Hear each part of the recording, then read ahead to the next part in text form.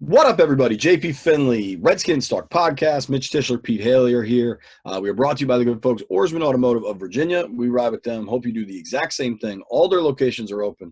They can take care of your car. They can sell you a car. They can lease you a car. They can do anything you need. They're ready to go. They're practicing safety first. I had to take my wife's car in. Everybody's wearing masks, disinfecting everything. I felt legitimately cleaner and safer there than I do going to the grocery store or some of these other places I've had to go during this crazy lockdown time. Obviously a lot to discuss, and let's not mess around with kind of these first topics. A pair of arrests over the weekend. I don't know the exact time frame, but Quinton Dunbar down in Florida, no longer with the Redskins, but obviously somebody that's been with the organization since 2015 until he was traded in late March. A troubling scenario painted by the reports, and we don't know what's true yet, and maybe we never will. Maybe that stuff will come out. We'll find out. So Quinton Dunbar arrested down in Florida, and then on top of that, Cody Latimer, a newly signed Redskins wideout, got arrested in Denver, I think Friday night, somewhere out in Colorado. Both arrests involved weapons. Both arrests involved troublesome behavior. Before we dig in, and there's lots to discuss, I want to say this so it's abundantly clear, because I saw there was another, I think Ed Oliver got pulled over for a DUI. Like, you're going to hear about all these arrests a ton. 95% of NFL players are chilling at their house and not getting arrested. So I hate when people try to do this, like, oh, they're all bad guys, they're all getting arrested. Like, that is not true, period. But let's dig in. Pete, what was your reaction? We'll start with let's do a Dunbar talk, and then we'll go to Latimer. What was your reaction when you heard about Dunbar? Well, one of the things that was most prevalent in the reaction to Dunbar's arrest was everybody saying, man, Ron really got this one right. What a move. I am very pro Ron Rivera. I think he's the best thing to happen to the Redskins in quite some time, but Ron Rivera can't tell the future. When Ron traded Quinton Dunbar to the Seahawks, he had no idea this arrest was going to happen. So while it's happenstance and maybe it works out for the Redskins now and the Seahawks are dealing with it, let's not pretend Ron Rivera could tell the future. Let's not pretend Quinton Dunbar was some awful person. From all we knew during his time in Washington, he was a good dude, a normal dude, well-liked in the locker room. All the alleged stuff is pretty troublesome, like you said, but there's a lot of weird, like, celebrating, like, haha, the Redskins got it right. I just think that's weird and not really taking the situation for how it really went down. Yeah, I mean, I think you take it a step further. You talked about, him in the locker room and amongst players, but, he was there. He was with the team for a while. We all got to know him pretty well, admired his, move from wide receiver to corner and, how well he's done. And he's one of those guys that, we really that I really like talking to. I thought he was a good dude. He as far as our interactions with him, he was always one of those guys that you'd like to kind of catch up with on the side and not even necessarily talk about football or Redskins football with him, but just kind of catch up on life and stuff like that. And so to see it is disappointing, and you hope that I guess whatever his agent or lawyer was saying about his involvement is true, and that his lawyer, I think, is arguing that maybe he wasn't there. So I guess the truth will come out in the wash and see what happens. But certainly I think one thing, JP, and you and I talked about was it was quite odd that the police department was tagging the teams in their tweets about putting out arrest warrants for these guys. Do a lot of police departments – I don't know much about police departments. Do a lot of them send out tweets when people get arrested? Is that normal? Like, dude, on a purely, I don't know enough, but I'm going to say something anyway. Like, this police department Twitter account seemed kind of thirsty. Like they were trying to get retweets and followers, which I just find kind of odd, because they tweeted at the news. They tagged the Giants and the Seahawks. Like, hey man, you gotta. I think they're called, like, public information officers or something. It's kind of like the PR department of police departments. They got a job to do. I mean, good for them. They're doing their job. I just found that strange. But Pete's point, the victory lap for a lot of fans, like, oh, Ron saw this coming. Nobody saw this coming. Nobody saw what might be an armed robbery. Like nobody saw that. Yeah. I think, and I wrote a story about this maybe even the night it happened. What Ron saw was, and Ron referenced the agent in his comments whenever he made them, which I think must have been like a pre-draft availability or something. I think it was when he was on Zoom with us. Yeah. Pull up the quote if you can. I'm going to talk around it. I think Ron specifically said, we just got here and the attitude from the agent and the player just didn't make sense with us trying to get to know our guys. And that's when we kind of made our decision that we want to move on. And so Ron did see kind of maybe some judgment, attitude issues with Quinton that he wasn't going to deal with. Now, that does not mean he saw an armed robbery coming. And tell me when you have the quote, Pete, you can read it.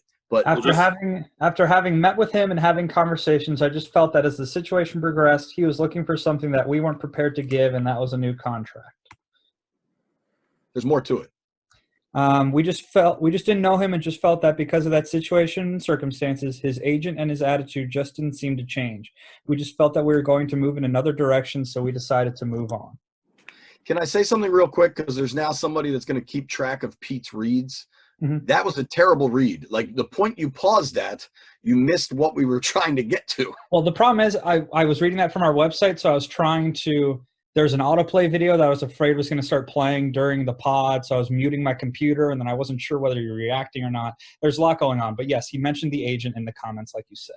Okay, but for the guy that is now keeping track of Pete's reads, that was botch number one of your new career, correct? Yeah, I'm excited to see what that rating is going to be. It sounded harsh.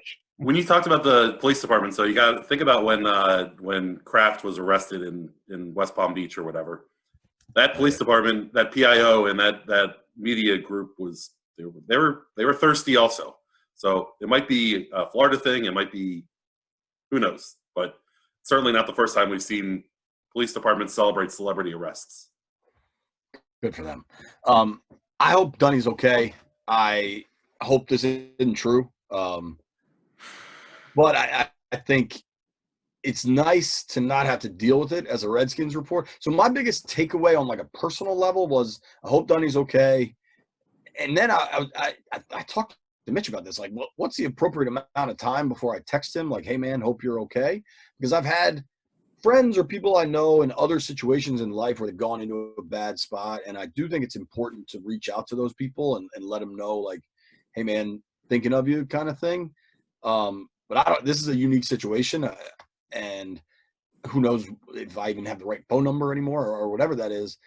But a lot of what I was thinking was it's nice that I don't have to be like trying to pull these threads and get information and break news. I hate legal stuff anyway, but like I'm sure our NBCS Redskins, like I'm sure our website is going to cover every detail on this, but like I don't know that I am outside of like if Quinton gets off or whatever happens. And so I was kind of relieved by that on a personal level. Then Latimer goes and gets arrested. So it's like, all right, now there is one I have to chase. There's a big difference, though, in Quinton Dunbar and Cody Latimer. Dunbar had established himself as a starter for this team, a pretty good player when he was on the field. I mean, Dunny was good, and Cody Latimer is anything but established on this team. I got texts from people like, oh, you think Ron's going to cut Latimer now? And I was like, did Latimer have a secure spot on the roster anyway? Like people were acting like this is a big blow to the – obviously whatever happened seems bad, and let's hope he's okay and all the people involved are okay, and whatever justice needs to happen happens, right? Like that's out of my purview. I don't even know – like I kind of have an idea with this Dunbar story what happened. I don't even know the Latimer story. Pete, do you know it? No. His lawyer – gunshot maybe, I don't know. His lawyer – did you see the statement from his lawyer was like, this is, the circumstances around this are phenomenal or something like that. Like, wait to hold your judgment until you hear, the backstory or something like that. So, they're real and they're spectacular. Most lawyers tend to say that their client is innocent or not guilty or has phenomenal. What on earth are phenomenal circumstances? We got Pete's read part 2. Let me try it again, and I won't pause at any point. Harvey Steinberg on his client's arrest. There's an entire backstory to this situation that constitutes one of the most highly provocative situations you can imagine. Please withhold judgment until all the facts of what took place that night are known. Wow. That's a provocative. statement. That is provocative. All right. So I'm going to withhold judgment. I'm going to listen to Harvey. Innocent until proven guilty forever and always. But still, I don't know what Cody Latimer's roster situation is. Like, Dunbar's gone. They got a 5th rounder for him. I think they took Kaliki Hudson with that, right? Did I just butcher that pronunciation? It's Kalik. Kalik Hudson. Like that's gone. Like Pete Carroll, John Schneider, you guys figure that thing out. Cody Latimer, I want to dive into this thing real quick because the receiver group is kind of complicated anyway. They've added another guy via a draft pick. Before we do it, I want to thank the good folks, Oarsman Automotive of Virginia. We ride with them. Want you to do the exact same thing. Go check out Oarsman Chevy Buick GMC in Alexandria, right there next to the Wilson Bridge, right off Route 1. Couldn't be an easier spot to get to. Stay tuned on something else about that spot. So there's 2 things I want to discuss, and I think we can do them in order. So this week on NBC Sports Washington.com, that's a mouthful, we are rolling out our 5-question series for the Redskins because here's like the offseason is virtual. All these guys are just meeting on Zooms, but normally we'd be out there right now and we'd be talking to these players and asking these questions. So I wanted to kind of roll out the stuff we'd be doing in a normal situation where we identify kind of key issues and how the Redskins are going to address them or if they're going to address them. So to me, and we've all talked about this, but tell me if you think the order is different, fellas, or what you think. 5 key issues to me. Number 1, you want to guess? The guy who throws the ball. The guy who throws the ball. Is Dwayne the guy? And this is his year to answer it. And that doesn't mean he's a Pro Bowler. That doesn't mean he looks like Peyton in 2008. But it means everybody recognizes the talent. He shows a lot. He shows enough that they're not quarterback hunting in 2021. He proves this is my team. That's the most important question for this team. You want to guess number 2? This is kind of fun. Mitch? I was with you when you recorded it, so. Well, that recording got sent back, Mitch. I sent it back. I will send it back. Who will be the backup left guard, Ross Pierschbaker or Keith Ishmael? Pete's doing bits for the second most important question. Right. Who's the other wide receiver? How good can the defense be? Okay. Because there's going to be a lot of talk about Ron Rivera, Jack Del Rio, and they should be X amount better right away. I think it's important that people remember this team was 27th in team defense in 2019. They were awful at getting off the field on 3rd downs. The front 4, in whatever way they rotate those guys, it should be really, really good. No denying that.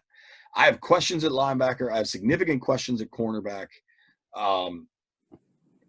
I think the goal should be to double your win total, go from 3 to 6, and to significantly improve defensively where you're getting into the top half of the league, right? So you're getting to 15 or below. Yeah. But that isn't what some folks are talking about with this defense. And so that to me is a huge question for this team. Maybe double your win total and then cut in half some of the more ugly stats. Get from 30th to 15th, 27th to 13, that kind of thing. I think it's also totally agree. fair to get excited about what the defense can be. It's May, whatever it is, 17th today. If the front 4 is as good as people think that they can be, as we think they can be, and what if they are as good as the Niners were last year? You know, it's not a crazy out of the box scenario to see them potentially make a jump into the top 10. There goes Mitch, just ignoring everything you said to do, JP. That's fine. I'm so happy to do it. I'll say this. One of the things, and I tell you what, we're going to tease a future segment, which is going to be driven by our fans. And it was one of our Mount Rushmore guys, Jay's idea to do a bullish and bearish segment where people will get to pitch a bullish idea like Mitch constantly does, or a bearish idea, which Danny Frank constantly does. So if the answer to the first two of these questions is Dwayne Haskins the guy? Yes. How good can this defense be? And it is top 10. Then all of a sudden we're talking about a very different 2020 season. Yeah. I'm not all the way there, but that's what makes these questions important. That's why we're going to dig into them all week. Let's not dig into all of them right now because then we'll have nothing to talk about later in the week. What are the other three? What are the other three for the preview? What a segue, Pete.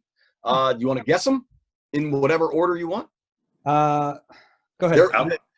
They're all things you care about, Pete. Like outside of Terry McLaurin, who's the other wide? Who's the other? What does the rest of the receiving core look like? That's one, and we're going to dig into that because of this Latimer thing.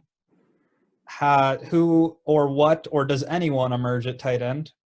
That's another one left. Who's the left tackle? I knew that would be yours, Mitch, but it's not, and I'm sorry. Honorable mention, pal. It's an important question. It's a big question. How does running back shake out?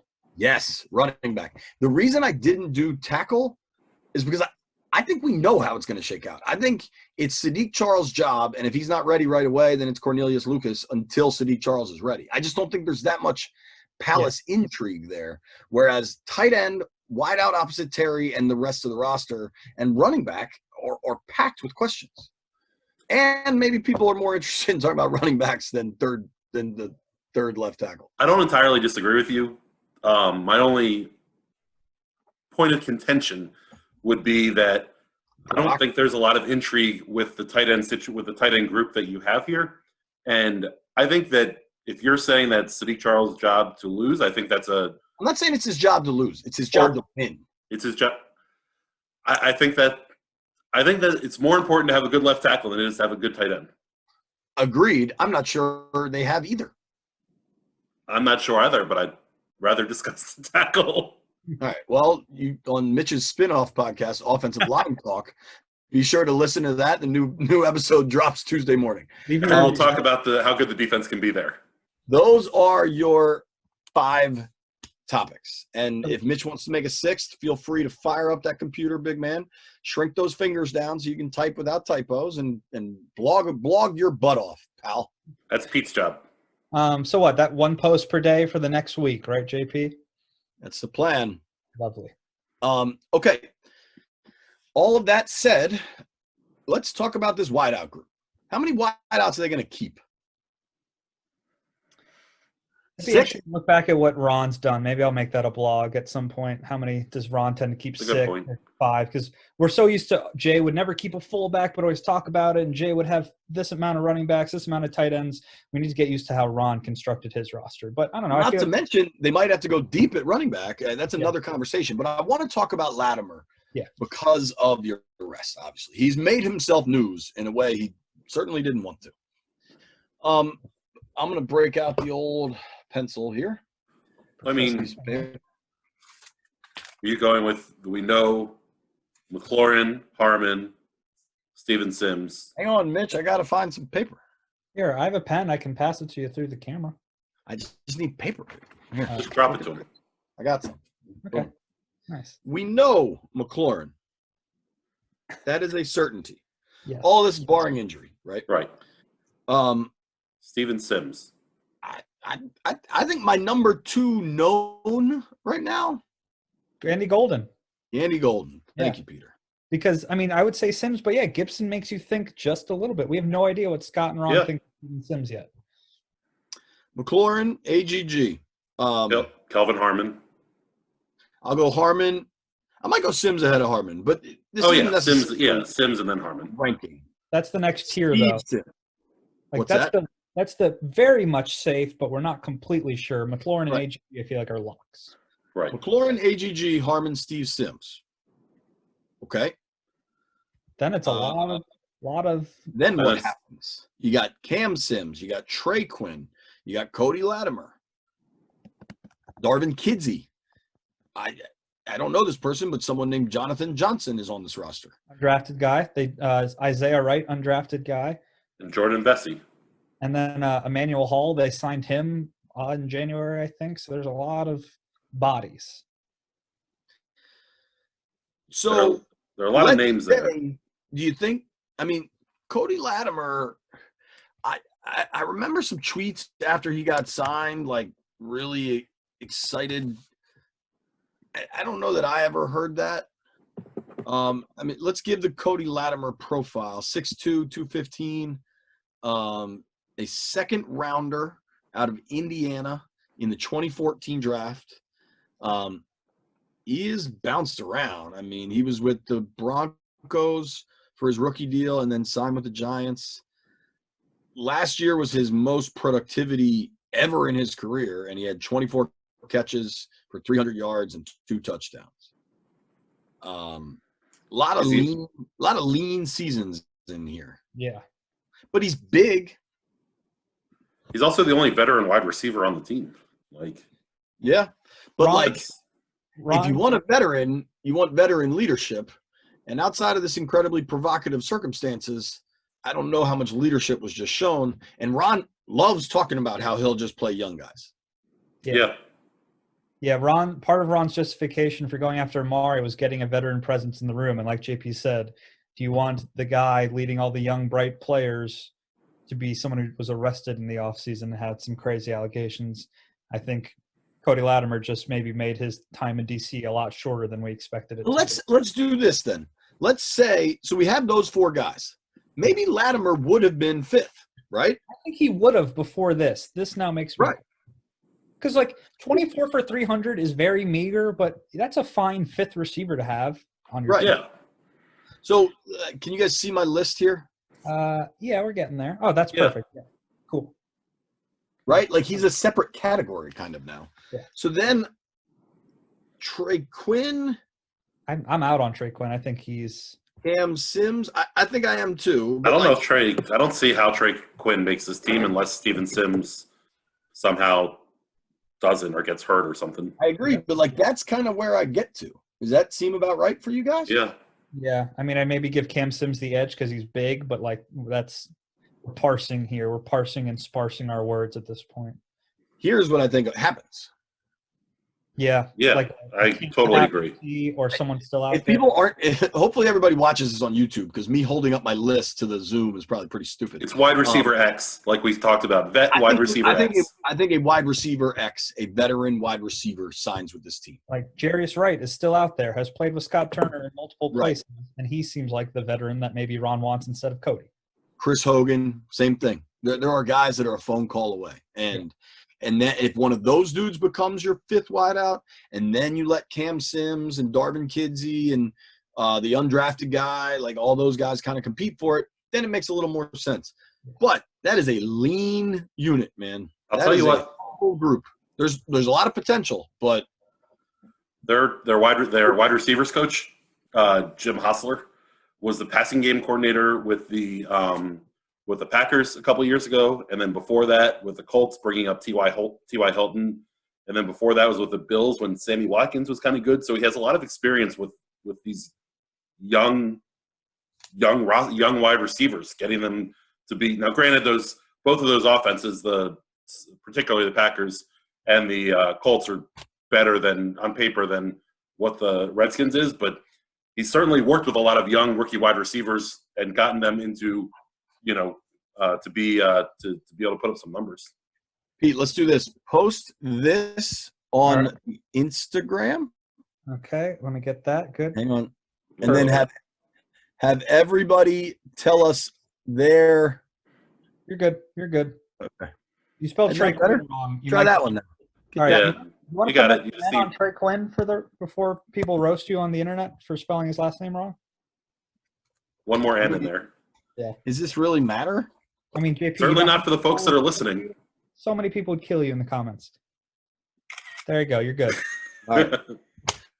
All right. I think that was and here's the thing, man. It's okay to not have a precise list right now. It's May 15th or I don't even know what day it is. May 17th. May 17th. And we would have just gotten playing football. We would have just gotten done with veteran minicamp, right? That would have been. Was that next? Chance. Rookie minicamp. We would have been done with rookie minicamp and be a couple weeks of OTAs. Veteran minicamp would be the first week of June. What were they just? They weren't just doing some. They were just doing some sort of veteran thing because those guys were able OTAs. to. What was it? OTAs. OTAs. Okay. So we would have at least had our first view of these guys. And right. As much as Pete loves watching just wide receivers and DBs, you get a way better feeling for what guys can do or what they look like with the skill positions during OTAs than you do O-line and D-line and stuff like that. That's why Mitch doesn't like OTAs. All right, I want to get going. I want to thank the folks, Oarsman Automotive of Virginia. Again, we ride with them. Expect you to do the same thing. Also, I don't know if we've got a ton of new listeners or people are just listening to podcasts like 2 and 3 times, but the numbers are through the roof. We appreciate you guys. I know that it's a weird time because a lot of people aren't commuting and generally listen to podcasts on commutes, but you're still there and we're still here and we appreciate that. You know what I've decided? Because everyone's out walking around more and like going for like walks in the morning or whatever at night, I think you get more people listening. I certainly am listening to way more podcasts now, getting out and about than I ever did before. I play podcasts when I take a shower now. That's weird. Industry data would say that both of you are wrong. Our data would say that you're right because we're up even when things aren't. Pete, do you listen to yourself in the shower? Not to our own podcast, but I will play other. Good. I get music. I listen to podcasts all the time, like on walks or whatever. But I find podcasts in the shower, you got to crank that to be heard, right? Like it's somebody connected to a third-party speaker, and you're good to go. All right, good for Pete. Seems like a lot of effort for a shower listen. Let's go quick because we can be honest. We want to go watch the golf. I'm so excited. Also, Pete, I want to be on the record. I think Fowler's going to win because this is a meaningless exhibition, and I bet he fires a 65. But I'm wondering if his Sunday struggles carry over into meaningless. If this was an exhibition on a Saturday or a Friday, or if they had Thursday exhibitions, he'd shoot a 58. It's going to be cool. He has any idea what day it is? There's no days anymore. Today's just a day that ends in Y. It's not the 4th day of a tournament. So like that may be a little different. It's going to be cool to watch them carry their own bags. That's going to be interesting to see the pros like have to set it down and was it far away enough for my ball? And Mitch's bag was falling. Hope it falls over. Yeah, it's going to be great. I can't wait. It's going to be fun, man. Go Ricky. We have 2 topics left. All right. So as of now, I'm still going to the Outer Banks next week. I'm really looking forward to it. So I asked for people to I'm looking for my chair guy, right? And so I've now gotten 3 or 4 emails with the subject line that says Outer Banks. And then the first or second line is like, hey, I'm not your chair guy, but, or some guys are just like, not the chair guy. Good luck. Like people are just kind of messing with me at this point, which is kind of funny. I'm cool with it. But my dude, Mac, is the chair guy. And hopefully we're going to catch up. The Beach Masters is what I'm hoping to catch up with. But it got me thinking, if you want to send me more fake emails, what the hell? Now it's silly season. Let's do it. Silly season. James.Finlay@NBCUNI.com. Mitch every year goes on an awesome Memorial Day. We usually preview our Memorial Days and then rate them afterwards. Obviously, this year is going to be different. We'll preview our Memorial Days in our midweek podcast. But Mitch has a dilemma. There's nowhere for him to go. So, Pete, what do you think Mitch should do? I think I figured out the answer to this already, but so go ahead, Pete. I don't know. Tell me. A beach. That's a pretty generic answer, but I feel like you're happy at a beach where you can drink some Orange Crushes and just relax in your fancy hats and stuff. I think I'm going to go visit Mac in the Outer Banks and crash JP's house. Perfect. Lauren would be thrilled. You realize that they are this is Lauren's family's. This ain't me. Better. Hello? Me and Lauren's father-in-law are very tight. He's my father-in-law. He's her father. Right. Hold on. Listen to me. And I will lay out the facts, and then you tell me if you want to come. There will be – now, this is a big house. Don't get me wrong. 14 humans between the ages of 6 weeks and 70 years old in this house. And then 5 dogs. Well, I'm in with the dogs. Does that sound like a vacation to you? No. Listen, me and Lou will just go chill and you guys can handle everything else. So, Pete, you'll learn – you'll both – I don't know about Mitch. Pete, you'll learn this someday. When you are like the husband of the family, like you're in the family, but it ain't your family, man. Like right. you're an invited guest and maybe even more – maybe you're it's not your family. So when you go on family vacation and it's not your family, vacation is always an interesting word, Pete. Yeah, you don't really have a say in things. Nope. Tell Lou I'll find a couple Tiger costumes and I'll be down there to see him soon. That sounds so weird, but it's so funny. Maybe one day we'll tell that story. All right, we got to go. Can't wait to watch some golf. There's NASCAR on. I'm going to watch that. I'm watching everything. It appears sports are slowly creeping back. I may have heard some good news about NFL stuff. Not necessarily games, but just like how things work. We'll see, man. Everybody stay safe. Stay hydrated. Stay cool. It's getting hot here in DC. DC went from winter to summer. That's how things go. And here we are. Also, Pete, how weird is this? I have played 4 rounds of golf in quarantine, whatever the hell it's called. I'm now going to admit that at one point I drove down to Richmond to play Kinlock with Mount Rushmore listener Chuck Honey. I have played somewhere between good and very good in the state of Virginia and bad to very bad in the state of Maryland. You're like Ricky Fowler, kind of. You play well in certain situations. Like, I bet my last month or last 6 weeks average round in Virginia would be like a 92, and in Maryland would be like a 105. Well, JP and I went and played in Virginia last week. We did. And it was tremendous. It was tremendous. And JP was nails. And it was in a match that had a very small amount of cash on it, but certainly there was the sweat of losing a buck or two here and there. Very little cash was collected, but it was a reasonable pot we were accumulating. It's only because we won so much. I'll be honest here. I had no idea that hangout took place, and I'm now very sad. Well, we were not posting anything to social. We're not sure what we're allowed to do. We're not even sure if we were allowed to go to Virginia. So outside of very thousands of people that are going to listen to this, we did a very socially distant round of golf, as in there were 4 people, but we weren't particularly together. And you were socially distant from texting your buddy about it and like sharing pics. Like I would have liked to see Nails JP like smashing a drive. Didn't even get one snap of anything. Your boy broke 90, Pete. What? Oh, yeah. Let's go. I think it was a 42 on the back or something. 41, 42. I think it was a 41 on the back. Never 41 on the back. Again. Never played. Dude, I'm going to move to Virginia. Oh my God, JP sub 90. 2020 is weird. It was a day, dude. It was fun. My God. The claw grip was working? Dude, yes. Everything was working, it sounds like.